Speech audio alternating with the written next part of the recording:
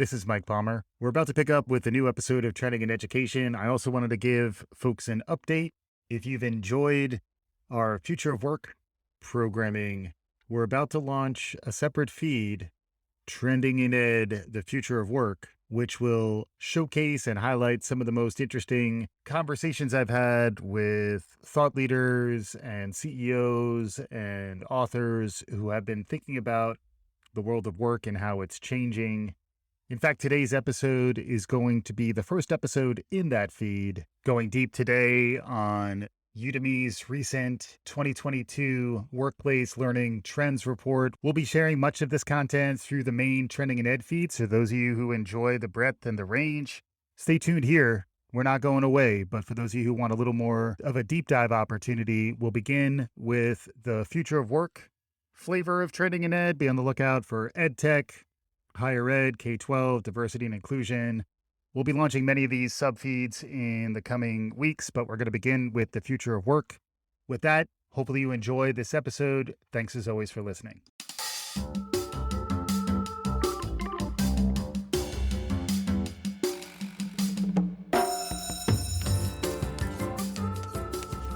Welcome to Trending in Education. Mike Palmer here. For today's episode, we'll be referring to Udemy's 2022 Workplace Learning Trends Report. We'll be pulling out some highlights, talking about that as part of today's episode. Links to the report will be included on the show page to this episode. If you have the time and the inclination, I would recommend you read through the report as a companion to this conversation. For those of you who don't have the time, hopefully we'll be able to get you the insights and perspectives you need so that you won't necessarily need to dig too deeply there.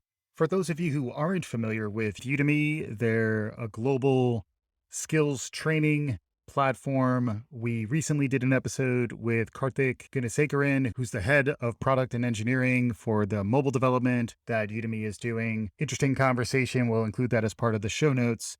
Today, we're digging into this report provided by Udemy Business, looking at trends based on usage of their skill development, learning products that are provided through their platform. Udemy Business is a component of Udemy that works with organizations and enterprises, HR functions and learning functions to help upskill and retain and develop their employees in a rapidly changing work environment. This report is built off of usage of Udemy's global platform, showing where learners, particularly learners working for businesses, where are they going for skill development, what types of topics and categories of skill development are growing, and what insights can we garner from those trends, and hopefully give you a nice bird's eye view on a trend that we've been talking about a bunch on this podcast, which is the idea of learning as a benefit. And amidst the Great Resignation, the Great Reshuffle, the Great Re-examination of why we work where we do work and what do we expect as employees in that value exchange with the organization that we work for. A lot of trends emerging in that space will hopefully give you some perspective on that and also give you a window into what a company like Udemy is looking at, where Udemy Business specifically is focusing on how Udemy can provide tailored learning programs for enterprise, so that if an organization is trying to stay ahead of the curve in terms of keeping their workforce engaged, limiting the churn, helping with retention, and also making sure that the workforce is equipped with the skills that pay the bills in the 21st century. We'll be talking about all of that as part of today's episode. To start, the executive summary lays it out nicely, where it basically says, there's a lot of clickbait and a lot of buzz around the Great Resignation, but under the hood, there are plenty of new trends that are emerging. This report tries to capture that in a way that learning leaders and individuals who are trying to take charge of their own learning paths in the future of their careers, even if you are in the midst of a shift or a reshuffle of your own. This report outlines 4 ways in which folks should be understanding where the world is and ideally setting forth a strategy either for their organization or the team that they're leading, or if it's really more just taking control and leading your own career development and skill development there's some nice insights that are shared within here. So, the four main areas to understand coming out of this report, one is the concept of power skills, which we've talked about before on this show. They're also called durable skills, which is language that I've been using. Any thoughtful learning strategy and human resource development plan is going to factor in the importance, the critical importance of power skills, durable skills, what traditionally have been called soft skills, into the thinking. We'll talk about that in a bit. From there, they get into how to mitigate the great resignation within your company by developing employees' career paths, which are a blend of developing their power skills, also developing the tactical skills they need, and many of them are technical. The third piece is the business strategy that can only succeed with a robust technical strategy. And then the fourth component of the executive summary is talking about which skills were most in demand in 2021 to help shape your training program for 2022. They do a nice job framing this from the perspective of developing your workforce. I think it's also useful, like I said, for individuals who are thinking about charting their own path. Also, as someone who is starting my own business as an entrepreneur, it is useful to think about how you scale yourself and then how you think about the skills you'll need to be developing through partnerships. And as you start to think about hiring, it does provide a nice overview of the skills landscape and how to develop some thoughtful human resource strategy as we understand the future of work. So let's dive into power skills. Power skills is a reframing of what traditionally had been called soft skills, basically saying that pure technical know-how is not enough to thrive and grow and excel in today's world of work. Instead, you need more power skills, which are focused really on the human competencies that will not be replaced by machines. As this Udemy report states, let's get one thing straight: there's nothing soft about power skills. I might quibble with that. I would argue that there is some benefit to the softer element of power skills. The idea of empathy, we've talked about how leadership frequently has to embrace some vulnerability, but a lot of this is talking more about from a concrete skill development, competencies, mindset. This is where they are citing research from McKinsey Global Institute. Research across the board is indicating that many of these skills, including leadership skills like assertiveness, facilitation, team building, business writing, and critical thinking, these are all growing. This is based in part on the data that Udemy is pulling from folks who are accessing their wide range of skill-based learning products. The top 5 surging communication and teamwork skills.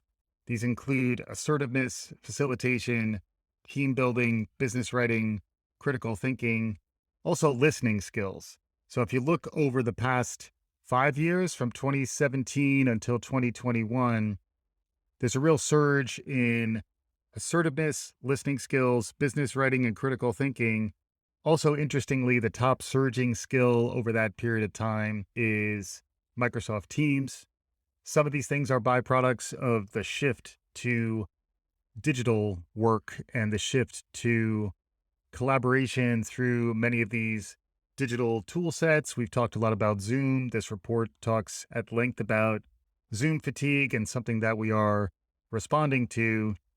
We need to be able to leverage digital tooling, but also find ways to assert ourselves, listen better, and write and think critically as leaders. So those things are kind of the core upon which many of these other skills can be built.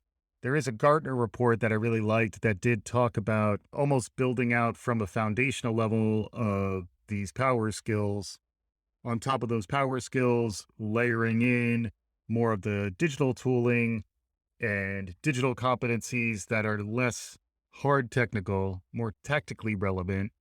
And then from there, going into the new and emerging digital skills, more pure IT skills and competencies that are becoming critical at a tactical level and also critical at an organizational level if you are trying to lead an organization in the new economies that are emerging. Many of them require foundational digital competencies that really round out what your organization is able to do.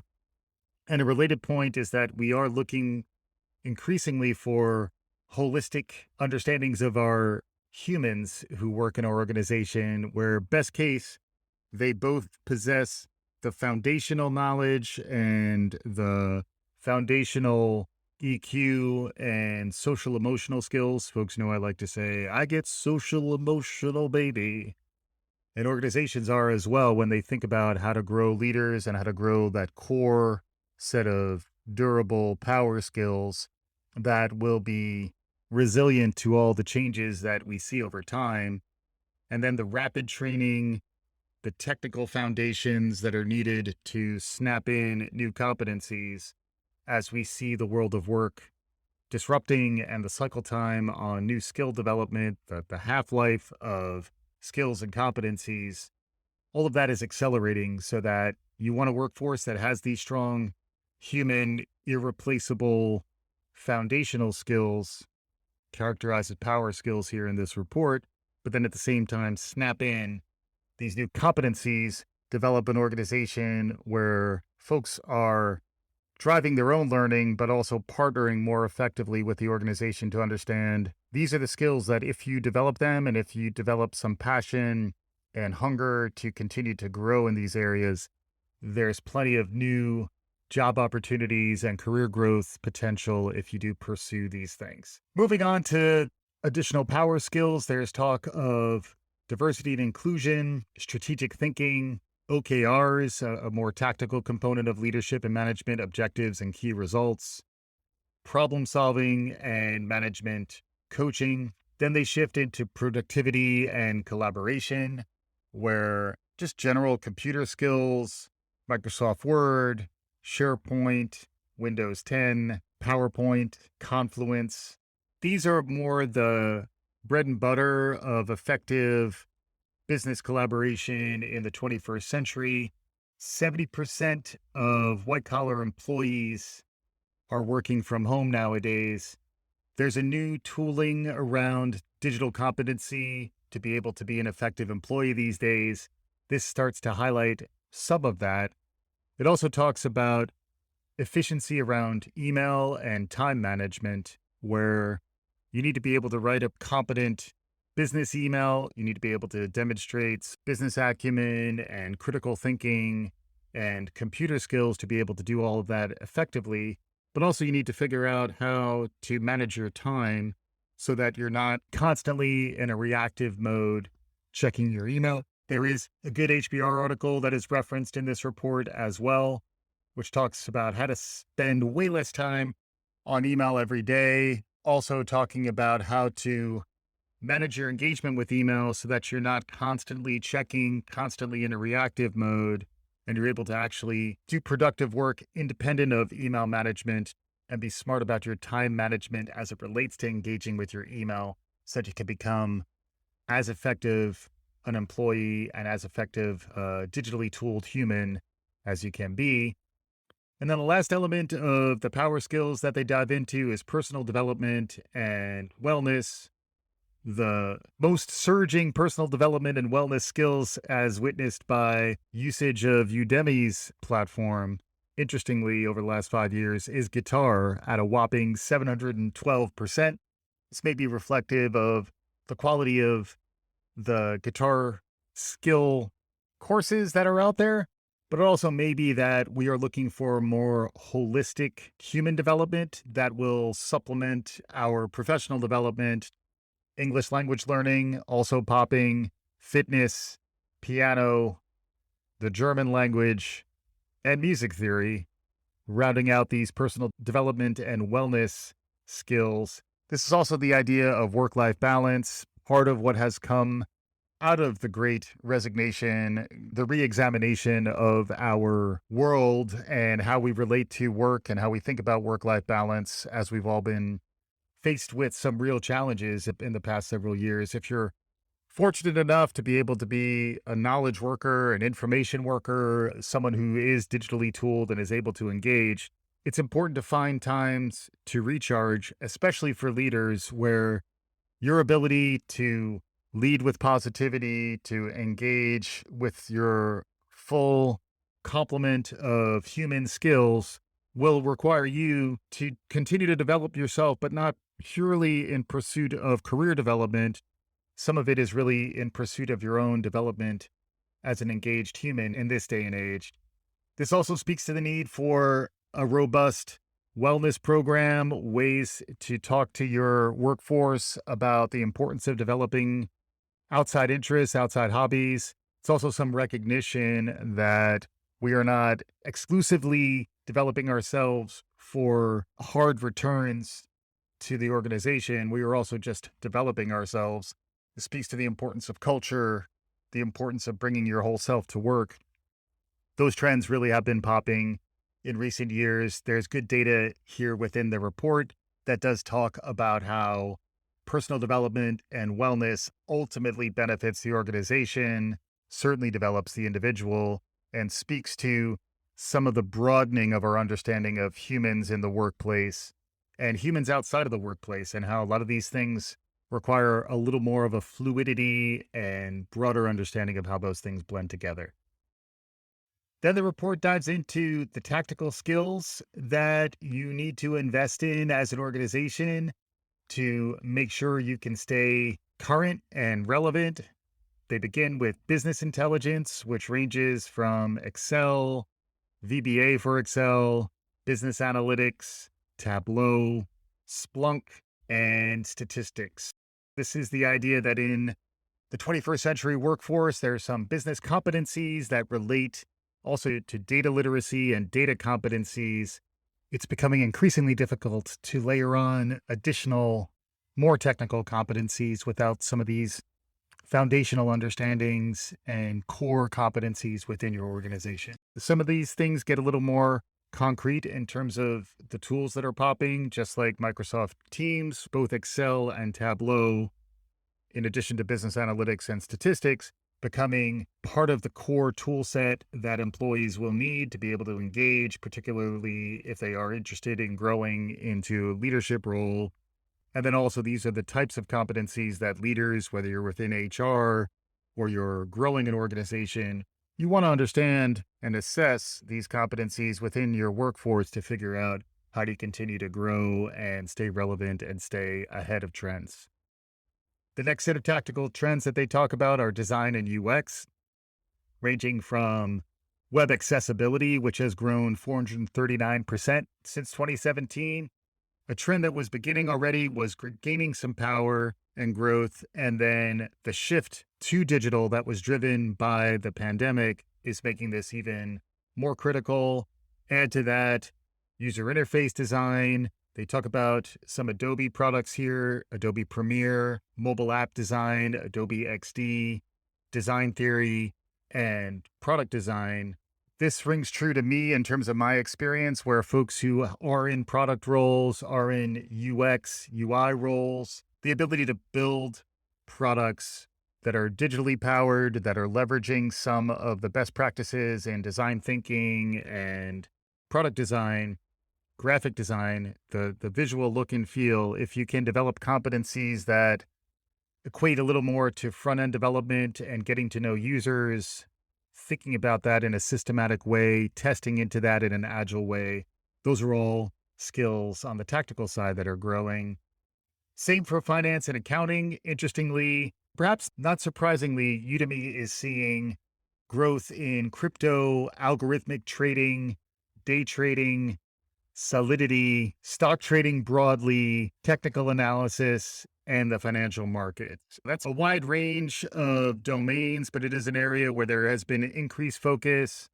We've talked a lot about Web3 on this show. This is folks who are trying to ramp up either independently as an individual or as an organization, folks who are trying to ramp on their financial acumen, their accounting understanding, bookkeeping, and understanding the financial markets is becoming much more front of mind, both for individuals and then also for organizations who are trying to stay ahead. Similarly, if you look at HR and talent development, this is where Udemy put a lot of online course creation and management training and instructional design, employee performance management. There are a lot of really interesting trends emerging within the strategic human resource management area.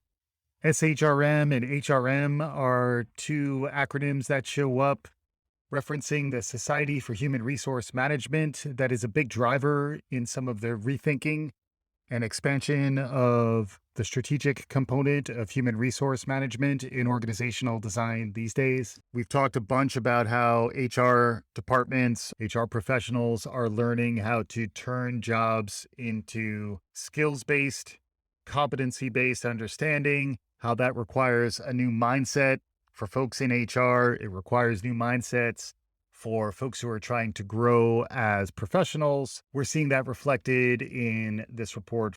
From there, they go into marketing, project management, and sales and customer experience as the other domains that are emerging in the tactical area that are critical competencies just to keep up and stay relevant in the complex and ever-changing dynamics of the workplace that we're all experiencing nowadays. This is going beyond the durable skills, the power skills, the soft skills. This is getting into harder skills that are not specifically technical. They aren't the hardest of technical skills, but they are the competencies and the job areas that are showing growth and the skill domains that will set you up for opportunity if you aren't necessarily in a harder, more strictly IT defined career path. Then they get into the IT skills themselves. They say here in the first slide of the technical skills section of this report that tech strategy is business strategy. Based on a survey that they conducted, 40% of CEOs said their CIO or tech leader will be the key driver of business strategy. Pausing on that number, 40%, 2 in 5 CEOs said their CIO or tech leader will be the key driver of business strategy. That's a huge number. It's something I have seen in my own experience where, in many ways, folks who are assuming those chief information officer, chief digital officer, chief technology officer, they are seeing in many ways that they're given the keys to the strategic path for the organization. And there are many underlying technical skills that kind of build up to career paths in technology that these technology leaders are looking at, CEOs are looking at, HR leaders are looking at, and then individuals who are trying to play with their head up, they're also looking at it because you do want to develop skills that will give you some immediate relevance and then ideally have some shelf life and some ability to stay current within these domains. They've outlined these as cloud computing, which is a range of Google Cloud, which is really popping, showing almost 800% usage growth within Udemy's platform over the last 5 years. Microsoft Azure, AWS Lambda, AWS CloudFormation, and Amazon AWS. Keep in mind, over this period of time, everything's gone to the cloud. AWS is the leader. It is interesting to see significant growth in Microsoft Azure and Google Cloud to, in some ways, indicate that while Amazon does have a leadership position in this space, a lot of the growth has been on these other platforms. It's another place where developing deep competency across platforms like Azure or AWS or Google Cloud makes sense, but also more of a generalist competency around cloud computing where you understand and can provide value perhaps as a consultant or as someone who's thinking more about the architecture. What's similar, what's different, where are there competencies that really span cloud computing, and where are they more about getting your hands-on expertise within an individual ecosystem, whether it be Amazon or Microsoft Azure or a Google Cloud. Interesting stuff. Hopefully we'll be able to dive in a little more there over time to understand how cloud computing works and how it relates to the future of work. Cybersecurity is the next domain that they get into. Interestingly, for cybersecurity, there's an alphabet soup of certifications that are emerging. It is a rapidly evolving space where it's only as up to date as the last threat, the last cyber attack. The underlying competencies that we're looking at here are around network security. There's been a lot of growth in ethical hacking. I am excited to dig in a little deeper with experts in the space to understand better what's happening within cybersecurity, because by no means is this going away. It's just another one of those examples where lifelong learning is what we're all signing on to really nowadays, where even if you get your CISSP certification or your CISM certification, that's the Certified Information Systems Security Professional for the CISSP, or the Certified Information Security Manager in the case of CISM. Those trends are important. It's important to understand them, but also taking a step back, thinking about durability, thinking about resilience. Some of these things are relatively short term in terms of their benefit, and you're going to need to continue to re up if you're becoming a professional in this space. Understanding those trends, understanding those tracks, and keeping in mind underneath the hood, the human who's gone through several rounds of these certifications, you're developing deeper knowledge, deeper resilience that will be relevant even as you have to re up with a new certification. And also taking a step back, understanding this broader landscape of skills, how they relate to one another, how you would train and upskill your workforce. Increasingly, that's important for leadership, whether it's at a small entrepreneurial level, you're trying to grow an organization, you may need to lean into some of these competencies and or contract them, hire into them, or then in larger organizations, understand where your gaps are around cyber, understand whether you're building these competencies into your organization, how much are you going out of house. These are the types of themes we'll be digging into more as we explore the future of work trends within trending in education. Next comes data science.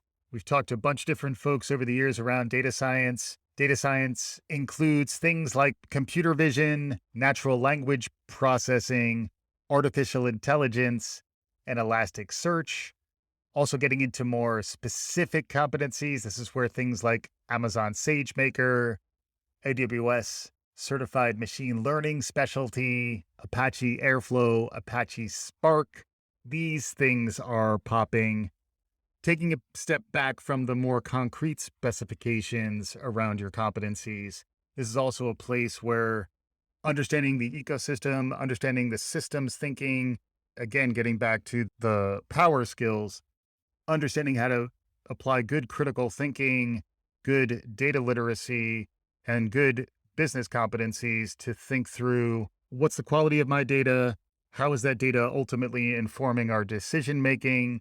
How is our data warehoused and stored? This connects a little bit more to the cloud operations, so that if we are developing some competencies around mining the data for insights and helping that chart our strategic path, who are the humans who have an architectural understanding of that, who has the business sense combined with the harder technical knowledge, and then also the EQ and savvy to be able to bring in experts, bring in folks who have more competency than you do as a leader, but have enough awareness and readiness to be able to make good decisions based on the expertise that is brought in by your experts who understand data science. Also, if you've looked at compensation, ramping into data science and becoming more of an expert, it's where a lot of the boot camps have emerged recently, are all preparing an employee to perform more high value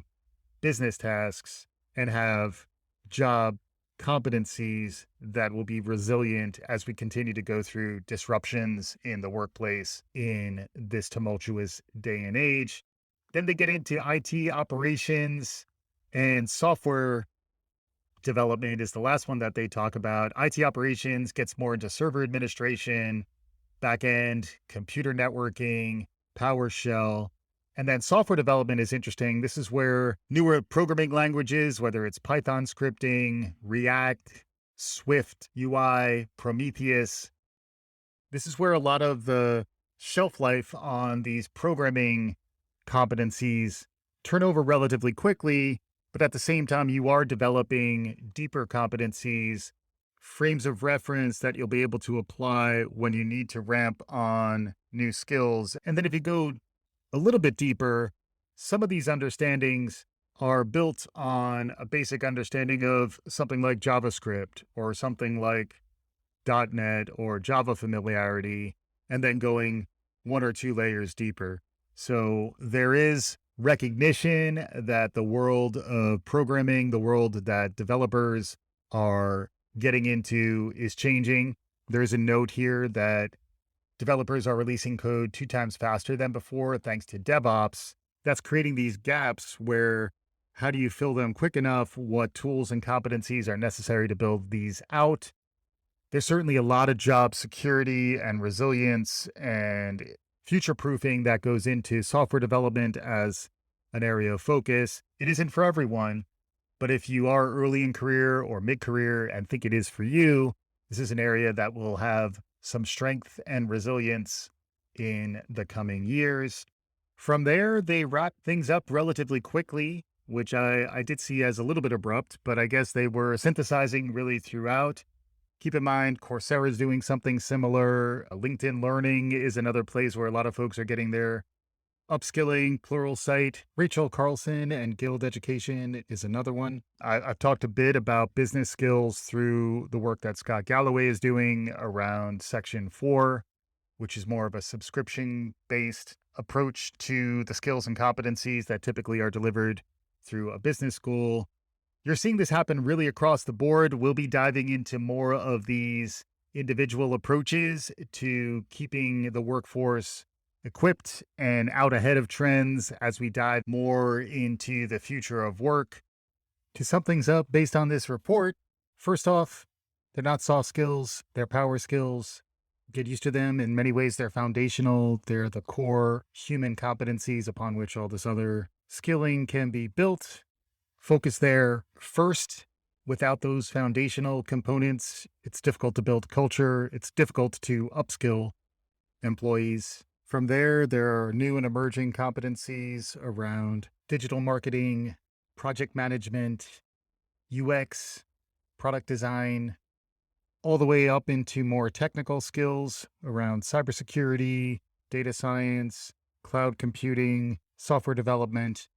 All those things knit together into profiles that are emerging around who we are as skill-based employees, how we can develop better competencies with the help of emerging mindsets and frameworks for human resource management and strategic thinking about your human capital and how it relates to your digital strategy and new and emerging components, whether it's artificial intelligence or the blockchain or new models of cloud computing, you name it.